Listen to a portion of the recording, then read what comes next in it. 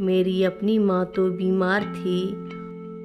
इंद्र चाचा की माँ उनके पास जाकर बैठी और उन्होंने वही बात कई बार दोहराई।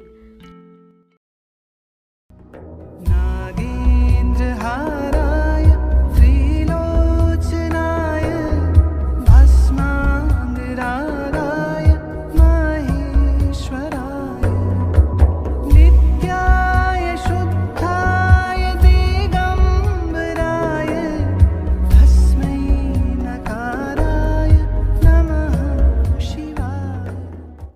रक्षा सूत्र चैनल पर सभी भक्तों का स्वागत है।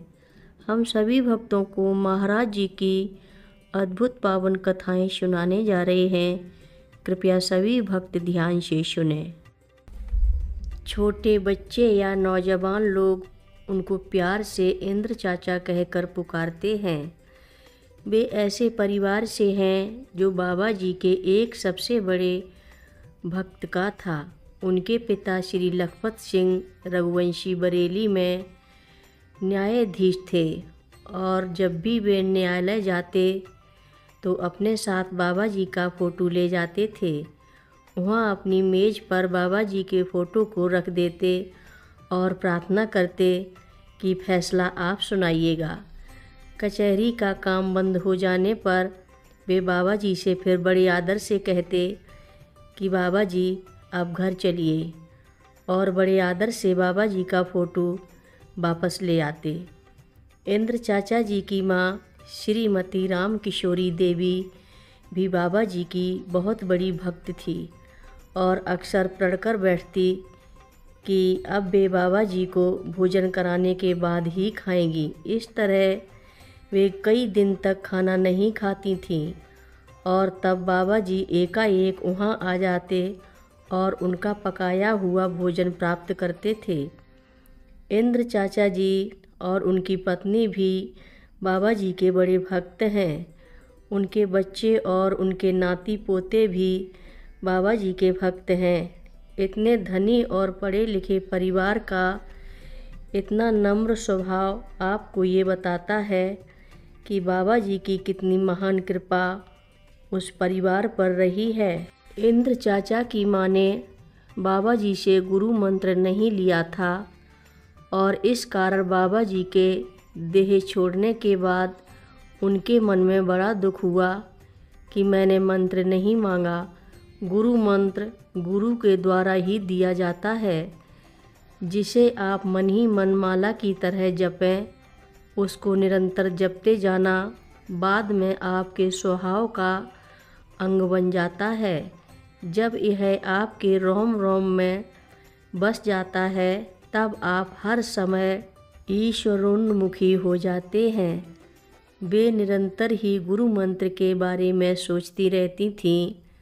तो एक दिन बाबा जी उनके अपने स्वप्न में आए और मंत्र दिया और ये भी आदेश दिया कि अब तुम सिद्धि माँ को अपना गुरु मान लो। वर्षा ऋतु के आषाढ़ मास के शुक्ल पक्ष में जब चंद्रमा पूर्ण कला के साथ निकलता है तब उसे गुरु पूर्णिमा मानते हैं और यह मान्यता जुलाई के माह में पड़ती है।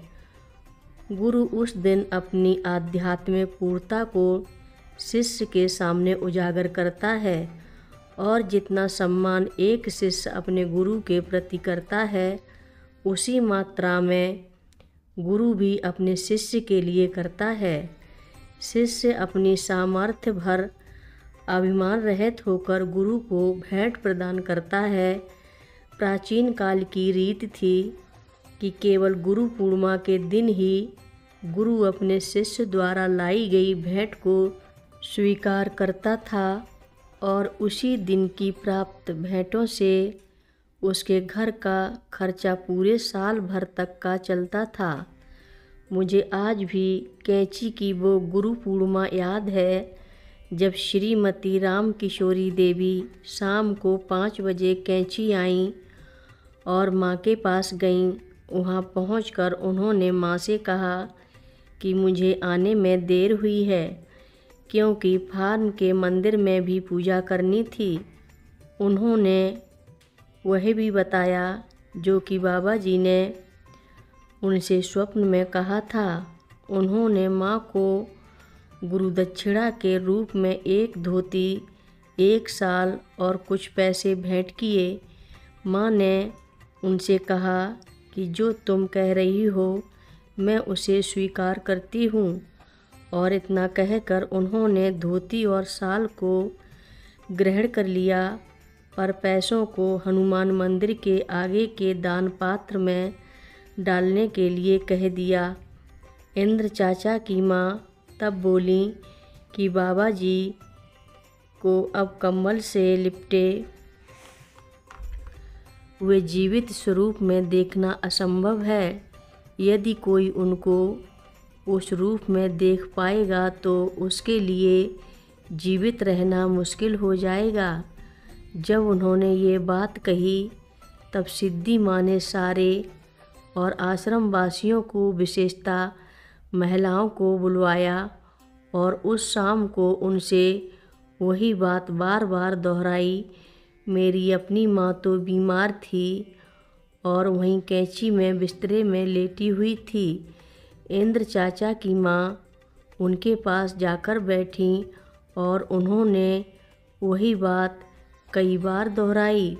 कथा लंबी है, आगे की कथा सभी भक्तों को अगले भाग में सुनाएंगे। हर रोज़ महाराज जी की कथाएं सुनने के लिए रक्षा सूत्र चैनल को अवश्य सब्सक्राइब करें, शेयर करें और लाइक करें। घंटी बजाना ना भूलें। कमेंट बॉक्स में लिख भेजें जय नीव करोरी बाबा जी महाराज। बोलो नीव करोरी बाबा जी महाराज की जय बोलो।